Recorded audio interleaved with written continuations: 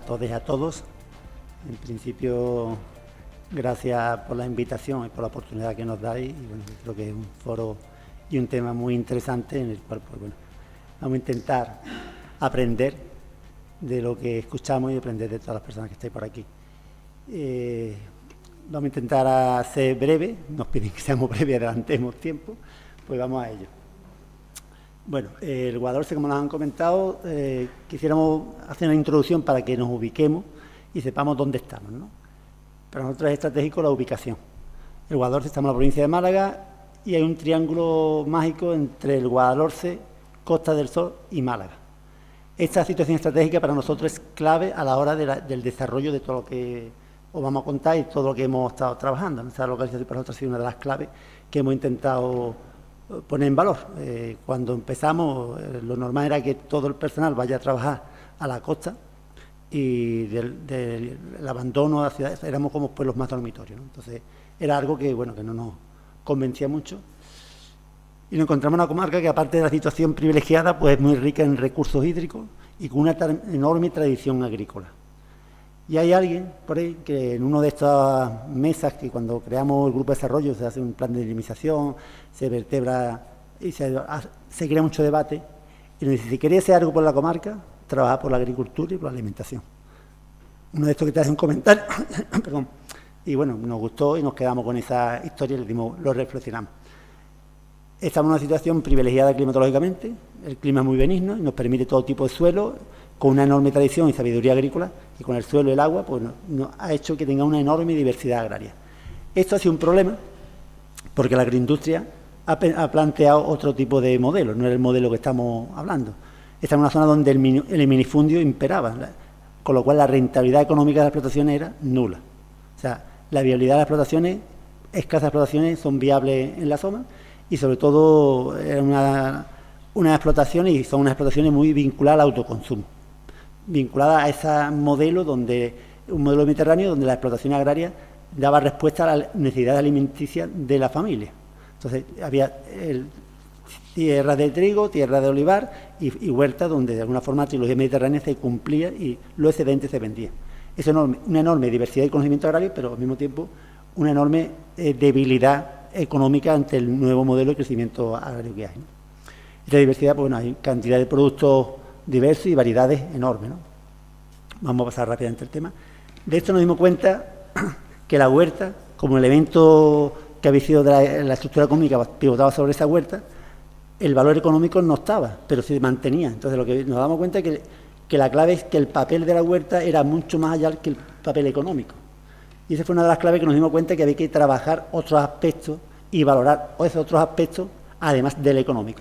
Tenemos que mejorar el aspecto económico porque si no, no hay explotación, no podía explotación, pero la explotación se había mantenido porque daba otras cosas, daba alimentos saludables, porque la familia cultiva en su huerta y tiene lo que ahora está tan de moda, los huertos urbanos, pues resulta que allí se sigue manteniendo porque todo el mundo tiene una huerta donde producir y comer lo que produce.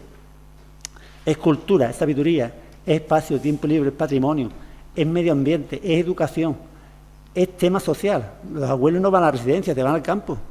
Yo me jubilo y no me voy a la residencia, es que allí me muero. Yo me voy al campo y allí me entretengo y hago y soy útil. Y además que saco mis tomates y es que lo llevo y es que tengo un reconocimiento. Entonces, eso era mucho más que producir y vender. Y creo que esa clave la hemos tenido ahí presente todo el tiempo y bueno, a partir de ahí pues empezamos a diseñar, ¿no? Os comentamos que lo primero que hacemos en el año 95-96, cuando empezamos a trabajar en la creación del grupo, se crean 5 comisiones de trabajo, que es agricultura, ganadería, género y juventud, industria, turismo, y no me acuerdo la otra cuál era. Entonces, de estas comisiones de trabajo, de este debate con el sector, con la población, con todas las personas que pertenecen a estos sectores, pues fuimos avanzando y fuimos poniendo en marcha diferentes programas, que ahora os contaremos algunos de ellos que hemos visto. Pero eso ha ido avanzando y se han creado una estructura y una vertebración de tal forma que esas comisiones, pues de la Comisión de Agricultura sale un grupo que empieza a trabajar en lo que es la aceituna loreña y empezamos a trabajar con la integración de los diferentes actores que actúan en ese sector.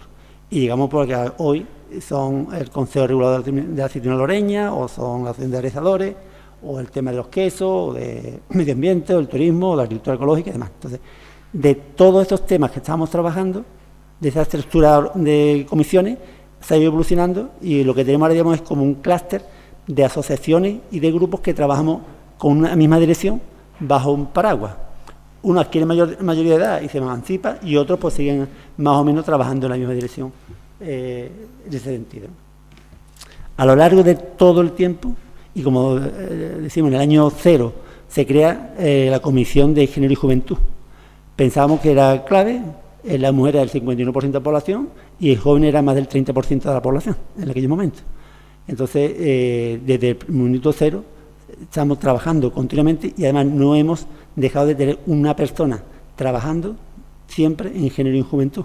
Eso ha sumado y ha creado unos matices y una perspectiva de género a lo largo de todo el tiempo, que ha creado una cultura que nos permite ver con otra perspectiva lo que ocurre en el territorio, tanto como técnico o como personas que trabajan en desarrollo, como la misma población en sí.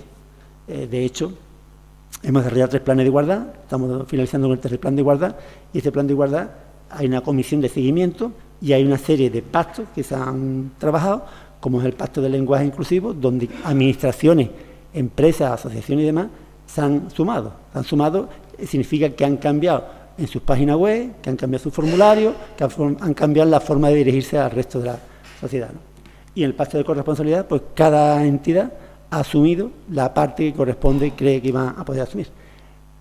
Sobre todo, lo que yo creo que es muy importante en el tema del desarrollo, una de las claves del éxito, desde nuestro punto de vista, es la constancia. O sea, no somos proyectos efecto champiñón, sino es constante el trabajar continuamente, pues la constancia crea un hábito y crea una forma de visualizar todo lo que se está haciendo con esa perspectiva de la igualdad. Nos piden que habléis de cooperación, o es el título de la charla. Hablamos de cooperación entre los grupos de desarrollo, pero también ya se apuntó antes de la mesa, hablamos de cooperación con el entorno. No estamos solos, y creo que una de las claves de los grupos de desarrollo es no trabajar solo, es trabajar con todo lo que está alrededor de, que puede sumar a el desarrollo. El desarrollo en mayúsculas, en sentido económico, social y medioambiental, en el sentido de esa estrella que hemos visto antes, donde aparecen muchos otros factores que el económico. En ese sentido, pues nos encontramos que hay muchísimas instituciones que trabajamos, colaboramos o cooperamos para poder avanzar. Para nosotros esa es una de las claves que nos ha permitido pues avanzar en muchos temas y que lleguemos a ciertos proyectos que creemos que han sido bastante exitosos. Entrando más en materia, en temas más concretos. Uno de los grandes proyectos que hemos puesto en marcha, sobre todo fue, viendo la falta de rentabilidad de las explotaciones y demás, creíamos que había que cambiar modelo y había 2 opciones. Pensamos que eran 2 estrategias. Una, el canal corto, de la granja a la mesa que está hablando hoy, pues pensamos que estábamos en una situación privilegiada para alimentar o dar productos frescos a las zonas cercanas. Nada más hemos hecho lo que anteriormente decía que la huerta de Guadalhorce era la despensa de Málaga. Eso cayó en olvido y lo que hemos hecho es retomar ese concepto, pero con nuevas formulaciones y nuevas formas de dirigirnos y comunicarnos con la ciudadanía. Eso, y la otra es crear una agricultura que se pueda diferenciar. Antes del debate que si se reconocía un producto o no, que si se reconocía en la etiqueta o los consumidores, las personas que consumen, podíamos diferenciarlo. Entonces, comprobamos que la producción ecológica es algo que está etiquetado, que está legislado en toda Europa y que hay un etiquetado común y que todo el mundo se ve claramente lo que es ecológico y lo que no es, bueno, entre comillas. Creíamos que esa era una forma que podíamos diferenciarnos y que podíamos, entonces empezamos un trabajo en favorecer todo lo que era la producción ecológica. Empezamos con un tema de formación, muchísima formación con todos los posibles personas que estaban interesadas. Vimos rápidamente que el tema de la formación hacía falta asesoramiento tanto técnico, pero sobre todo administrativo. O sea, hacía falta gestionar papeles y arreglar papeles, era una de las grandes barreras que nos encontrábamos. Y el siguiente fue la comercialización. Si se vende, se produce. Si no se vende, no producimos. Era la clave. Veníamos de modelos que anteriormente se habían instaurado con los sistemas de regadío del Guadalhorce, plantaciones de frutales enormes, y cuando empezaron las producciones no había canal de comercialización y todas se perdieron. Entonces planteamos que paralelamente a la formación y asesoramiento en producción ecológica teníamos que desarrollar los canales de comercialización. El canal de comercialización largo no lo controlamos, es decir, las exportaciones no las controlamos, y es lo que existía cuando empezamos a trabajar, y entonces apostamos por el canal corto, que decíamos que tenía una población cercana y que podíamos dirigirnos. Entonces, utilizando todo tipo de medios de comunicación, de marketing, publicidad, etcétera, etcétera, etcétera, pues pusimos en marcha los canales cortos de comercialización, los mercados de venta directa, donde las personas que producen pueden vender. Y además de eso, pues nos encontramos que empezamos a aparecer que se daban de alta determinadas personas que no estaban de alta. El caso, por ejemplo, de mujeres que llegaron y que estaban ayudando a la agricultura en una explotación, empiezan a hacer la venta directa y terminan dándose de alta y montando ellas su propia explotación, como es el caso de Lidia, o es el caso de Isabel María, que la mujer que ayudaba al marido en el campo, y actualmente ella es la que regenta la explotación. Se ha dado de alta como agricultora, y es la que ella hace producción y venta directa, incluso con más gente.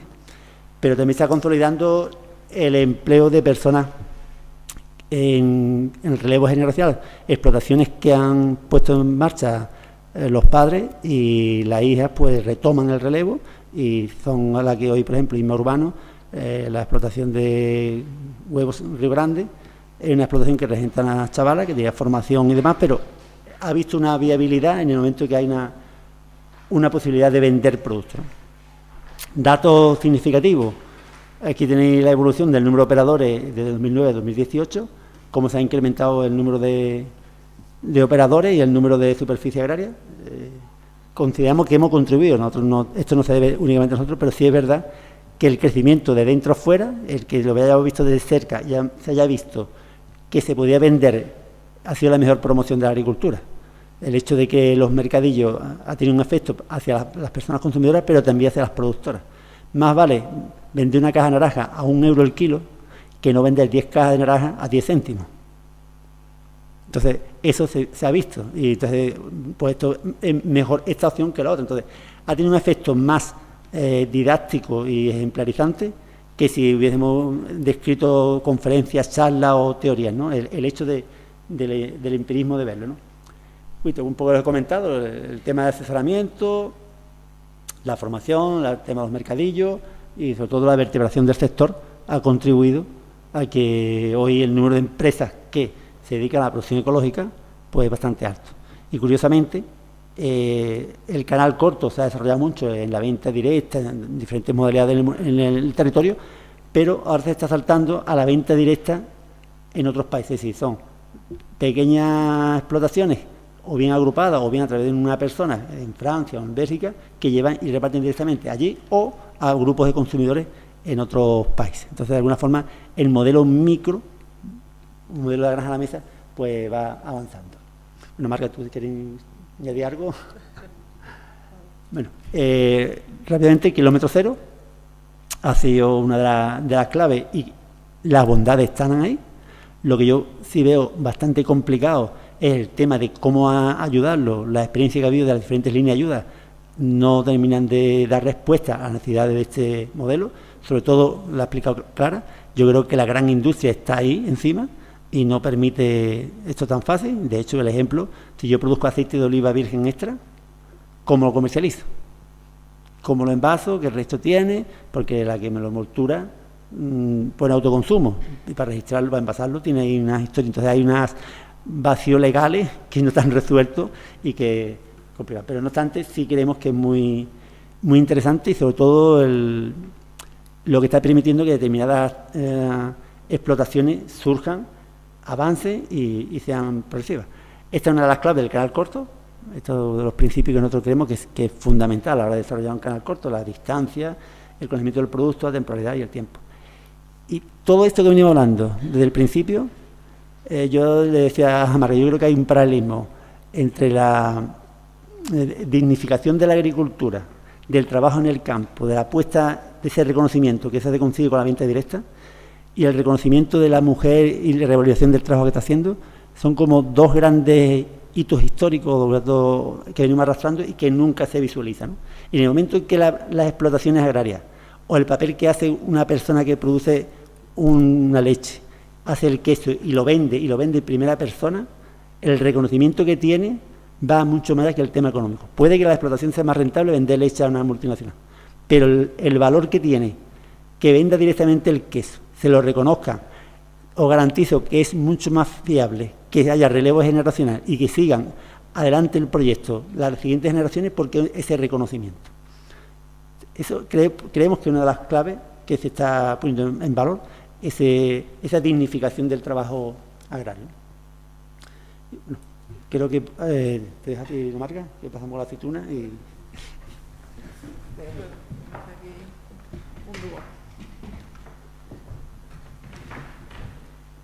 Bueno, buenas tardes, yo soy Marga, como ha comentado la compañera, llevo el área agroalimentaria. Y bueno, ahora vamos a comentar 3 proyectos significativos relacionados con el sector agroalimentario, donde la cooperación y el trabajo en sinergia ha sido fundamental para alcanzar los hitos que se han alcanzado, ¿no? Uno de ellos es, ya lo ha comentado Sebastián, la aceituna loreña, es una variedad autóctona de la comarca natural del Valle del Guadalhorce, y en ese afán de reconocer el origen es un producto que obtiene un sello fue la primera aceituna en obtener la denominación de origen a nivel nacional, a pesar de que España es la primera productora nacional mundial de aceituna de mesa, y surge de un problema, y fue que empezaron a venderse en el mercado aceitunas argentinas muy parecidas a las aloreñas, pero con el nombre de aloreña, y esto causó una problemática en el sector de bajada de precio y demás, que animó a vertebrarse y a buscar soluciones para diferenciar su producto en el mercado. Y de ahí pues llegamos a conseguir, fue una trayectoria larga, ese sello de denominación de origen para el producto. Actualmente la presidenta del Consejo Regulador es una mujer, y es bastante significativo que es que a nivel nacional es la única presidenta dentro de una denominación de origen dentro del sector oleícola. Es un sector muy masculinizado y bueno, Toñi es la gerenta de la empresa, de Aceitunas Bravos, que es su empresa, y actualmente pues lleva la presidencia. Es una empresa gestionada íntegramente por mujeres, son 4 mujeres las que la gestionan, y es una de las principales empresas productoras de aceituna de mesa, gran defensora también del sello de denominación de origen, y bueno, que creo que es resaltable ver el papel tan relevante que ha tomado dentro del sector oleícola. Otro de los productos significativos de la comarca es el tomate huevo toro. No sé si por aquí habéis escuchado hablar de él, ¿os suena? Bueno, pues esto era una variedad antigua de tomate que se producía en la comarca y que hace 10 años pues prácticamente los agricultores de la zona lo producían para autoconsumo, porque estaban enfocados, el mercado les pedía tomate de variedades híbridas con unos periodos de comercialización más largos, y esto estaba ahí, lo mantenía para su autoconsumo, pero no de forma comercial. Trabajando con el sector de la restauración, tenemos la suerte también de estar en una comarca donde hay un sector turístico muy potente, con restaurantes de reconocimiento, pues trabajando con estos restaurantes, haciendo mucha didáctica, muchísima, con los periodistas gastronómicos, con los bloggers, pues empezamos a reconocer este producto y se desarrolló este sello, se diseñó este sello donde venían a reconocer 3 aspectos fundamentales del cultivo, que era la variedad, que era una variedad autóctona de la zona, con una piel fina, ves ahí un tomate carnoso, muy pocas semillas, jugoso en boca y con un equilibrio en boca de sabor, dulzor increíble, que fue muy bien aceptado por la restauración, y que dijeron, bueno, pero si es que aquí tenemos una joya, esto hay que darlo a conocer y hay que difundirlo. Y como digo, a través de mucha didáctica, catas, formaciones, asesoramientos, pues llegó a que hoy es el cultivo estrella en el Guadalhorce en los meses de verano, y que bueno, pues que tiene un reconocimiento. Hay un concurso subasta que se celebra cada 15 de agosto en uno de nuestros municipios, y este año, donde los agricultores y agricultoras de la zona presentan sus mejores ejemplares y este año se ha subastado por 3.000 euros. 4.000 euros, no, es verdad, perdón, 4.000 euros. 4.000 euros la caja de tomate. Una caja de tomate se ha pagado por ella 4.000 euros, la ha pagado un restaurante de la zona, para ello es promoción y los fondos recaudados se usan para fines benéficos. Y esto ha tenido un importante impacto en la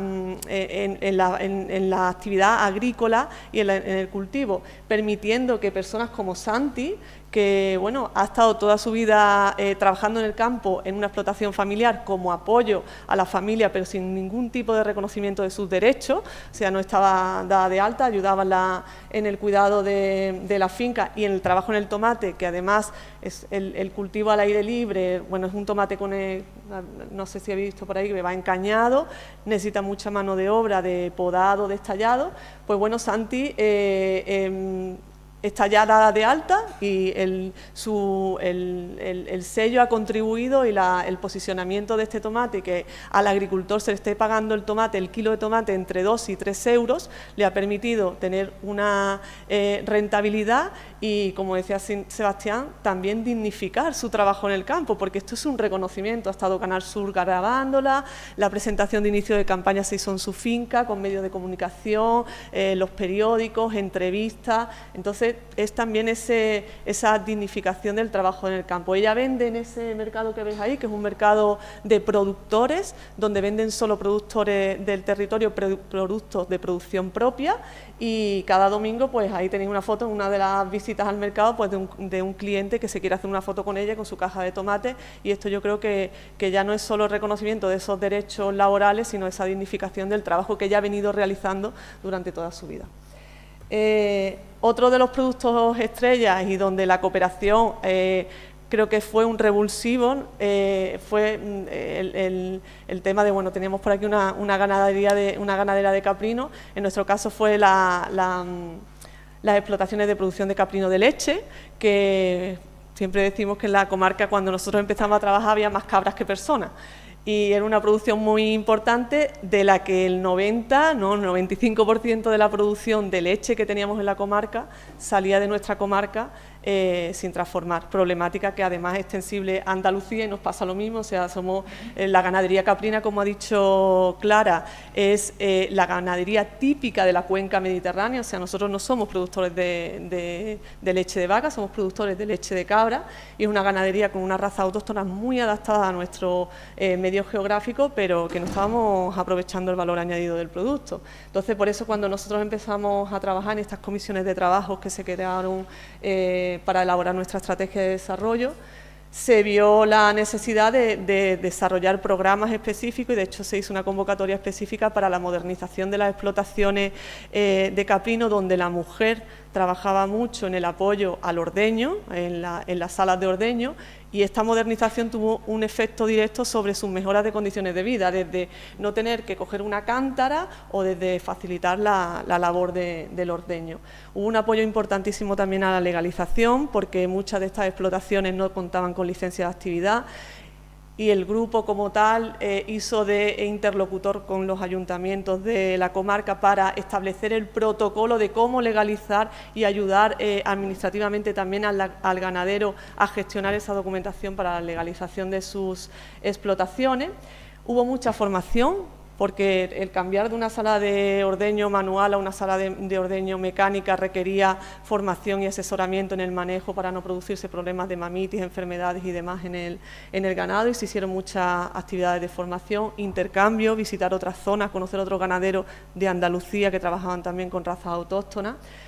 Y bueno, cursos de formación con el IFAPA, tanto en gestión de la explotación caprina, alimentación, sanidad, manejo de sala, como en elaboración de queso. En nuestra comarca, cuando nosotros empezamos, había solo una quesería y que hacía queso mezcla, no hacía queso de leche de cabra, no había ninguna quesería que elaborase queso de leche de cabra. Ahora os comentaré varios proyectos que surgieron a raíz de estas actividades de formación. De este trabajo con el sector caprino a nivel comarcal nos dimos cuenta que, bueno, que la ganadería caprina no solo era importante en el Guadalhorce, sino que en toda la provincia de Málaga era una actividad importante y que había una cabaña caprina, una raza malagueña muy significativa.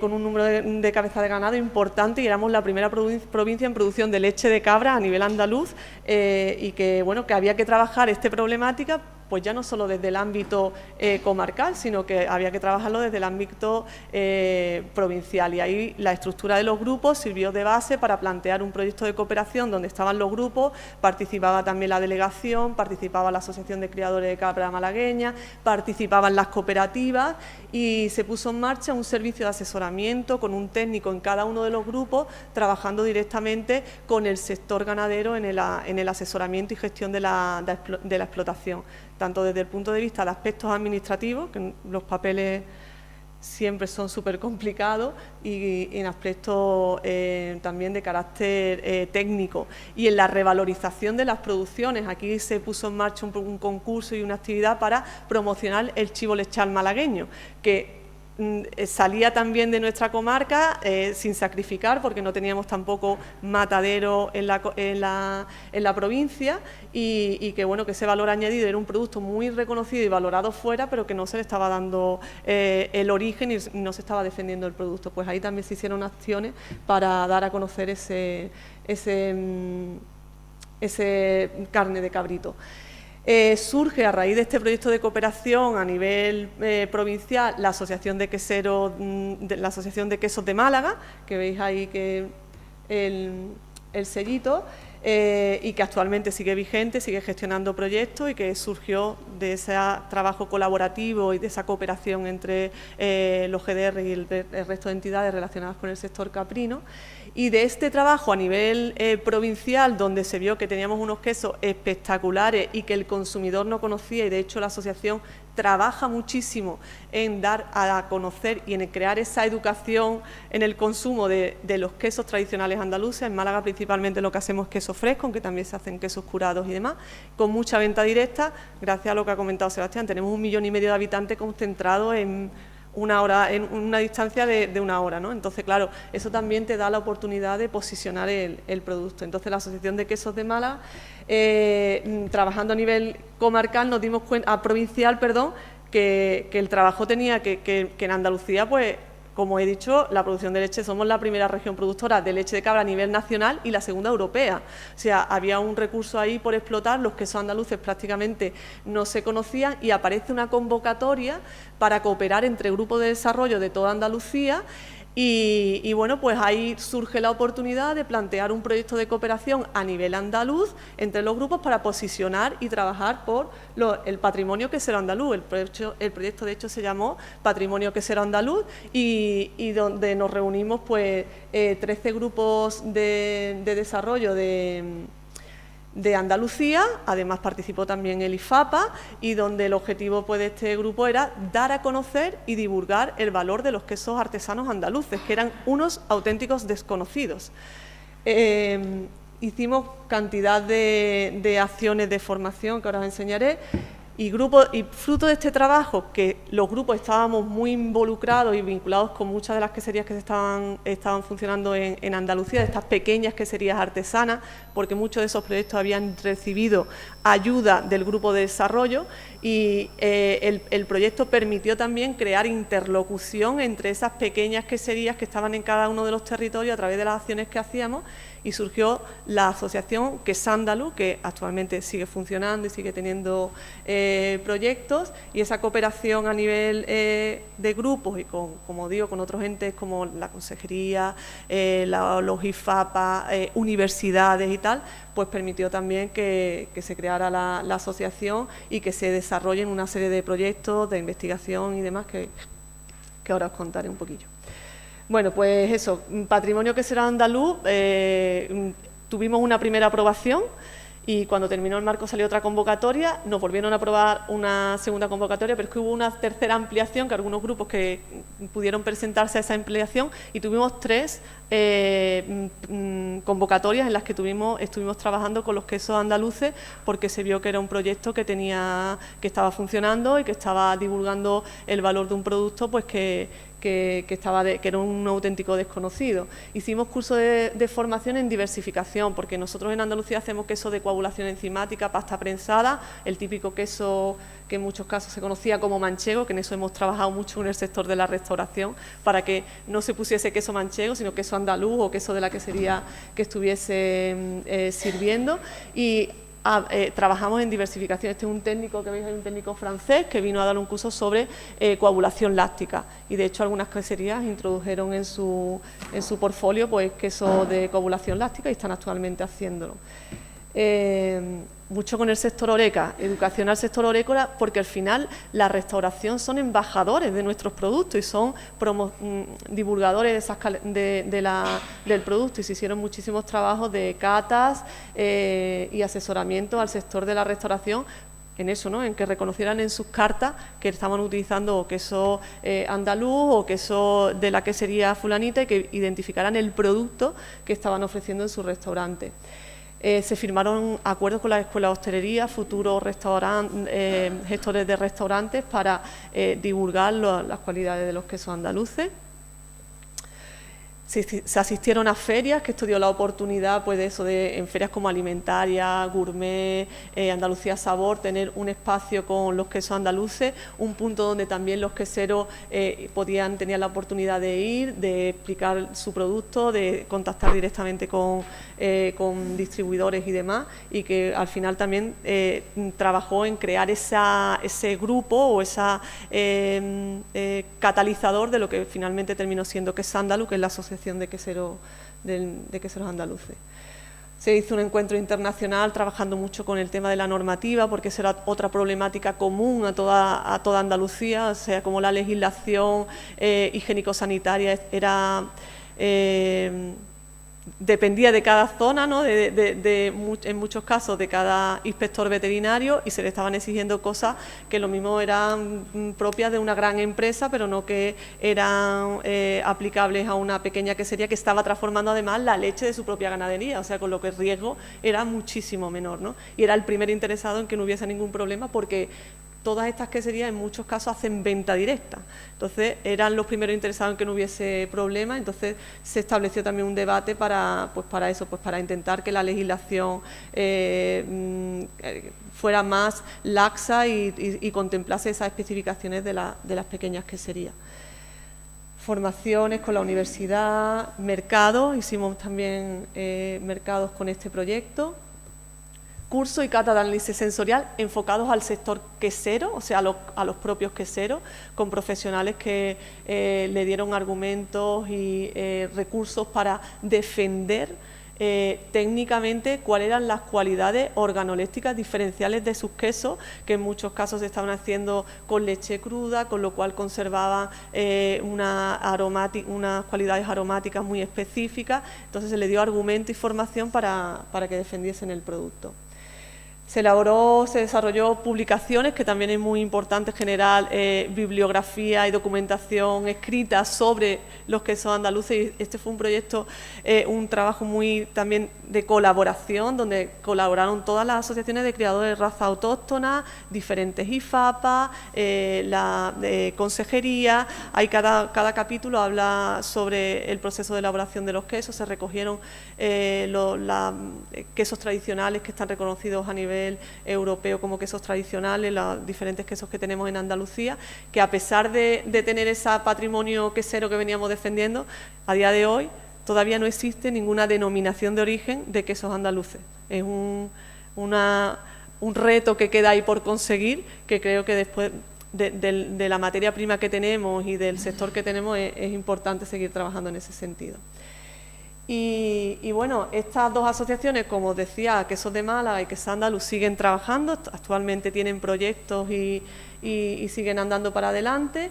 Hace nada han gestionado una ayuda que había de cooperación horizontal y vertical para fomentar los canales cortos de comercialización, y han estado gestionando mercados. Ha habido mercados en diferentes puntos de Andalucía gestionados por Quesos Andaluz, y a nivel de Málaga por la Asociación de Quesos de Málaga, donde ha habido venta directa de estos quesos.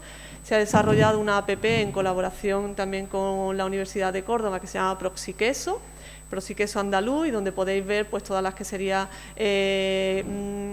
artesanales que hay en Andalucía, si ofrecen visita, tal. Nada, yo ya termino, Juanjo. Y bueno, un proyecto que está recién salido, recientemente aprobado, que es Aristeo, que se llama Quesos Andaluces 4.0, y donde se pretende, es un proyecto de investigación y de trabajo colaborativo entre la Asociación Quesos Andaluz, el Grupo de Desarrollo Rural del Guadalhorce, la Universidad de Córdoba y una empresa tecnológica, y donde se va a trabajar pues en la implantación de inteligencia artificial, un asistente virtual para mejorar la gestión de la quesería, de la pequeña quesería, y sobre todo otra vez en esta tarea ardua que tenemos de comunicar al consumidor y que tenga criterio a la hora de tomar sus decisiones de compra, poder acercar este manejo semiextensivo que se hace de la ganadería caprina de leche en Andalucía al consumidor, de comunicar las bondades medioambientales que este tipo de ganadería está generando para nuestro entorno y de darle ese valor de lo que ha venido hablando Clara, ¿no? Que habla el Pacto Verde, ¿no? de ese etiquetado de sostenibilidad. Pues con esta herramienta pretendemos o se pretende acercar todas esas bondades de los quesos artesanos andaluces al consumidor final. Y un proyecto de cooperación entre los GDR de Málaga, nuevamente aquí volvemos a trabajar desde el ámbito provincial en esto que os he dicho que es el gran reto, el tener este sello de calidad de denominación de origen para un producto, para un queso andaluz. Y bueno, pues el proyecto vamos a intentar trabajar juntos, es un proyecto en el que participan los 7 grupos de desarrollo de la provincia de Málaga y la Asociación de Queseros de Málaga, y bueno, vamos a intentar trabajar en la consecución o en el desarrollo de ese pliego de condiciones y estudio justificativo para la denominación de origen de los quesos de Málaga. Y ya luego contaros brevemente 3 proyectos muy bonitos que tenemos en nuestra comarca relacionados con el sector quesero. Ella es Pepi Burgo, su marido era ganadero, a través de un curso de formación que hicieron de elaboración de queso, deciden montar la quesería, un curso que se dio allí en la comarca. Ella es la maestra quesera, su marido es el ganadero, tiene una ganadería además inscrita en la Asociación de Criadores de Cabra Malagueña. Y bueno, y el relevo está ya servido. Ana Mari, que veis la chica de abajo, es su hija y está ya pues implicada en el negocio familiar y será la que continúe con el proyecto. Que sería la artirana, Maricruz. Maricruz es una mujer que llevaba toda su vida ayudando a su marido en el campo, en el cuidado de las cabras, que nunca había estado dada de alta y que gracias pues al trabajo que se hizo se creó una cooperativa y ella pudo empezar a cotizar en la Seguridad Social. Este es un modelo un poquito cambiado al anterior porque Maricruz se fue a la quesería y dijo que a ella aquello no le gustaba, que ella prefería estar en el campo con sus cabras como había estado toda la vida. Entonces su marido es el que está en quesería y ella está en el campo con el ganado, tienen tanto cabra como oveja, y también le encanta hacer mercados a Maricruz porque es una persona muy afable, le gusta mucho hablar, por eso no quería estar en la quesería allí ella muy metida. Entonces está con el ganado y cuando hay mercados pues ella va a los mercados, al mercado de productores que hay en Coín todos los domingos a vender y a otros mercados provinciales que se organizan. Y el último proyecto es que sería Campos La Malagueña, que nos sentimos súper orgullosas de Madalena. Madalena Campos es una mujer que con 50 años decide emprender y montar una quesería en una pedanía de 500 habitantes en Almojía, con toda la normativa urbanística en contra y toda la normativa higiénico-sanitaria en contra, pero ella quería montar ese proyecto principalmente porque ella quería tener un hijo que era ganadero y quería que la leche de su hijo se pagase dignamente, y montó la quesería para comprarle la leche a su hijo, que actualmente Madalena ya lleva funcionando 10 años, le compra la leche a su hijo y además le da trabajo a su hija. En la quesería es una quesería muy pequeñita, solo hacen queso fresco de cabra, y trabaja su hija y ellas hacen todo, lo hacen venta directa o bien en mercado, incluso puerta a puerta, tienen una serie de clientes y zonas por las que venden, y bueno, es un proyecto, bueno, ahí salió en la opinión de Málaga porque emprendedora y artesana a los 50, pues es una cosa que es complicada. Y sobre todo, como digo, en un pueblecito con 500 habitantes donde la normativa urbanística no le permitía, y hubo un asesoramiento técnico y apoyo importante gracias a este proyecto de cooperación que era Patrimonio Quesero, que le permitió pues seguir seguir trabajando y de que tenga ahora actualmente pues esté gestionando su quesería. Y bueno, eso ya lo habéis visto y nada, pues muchísimas gracias, esperemos que os haya servido de ayuda.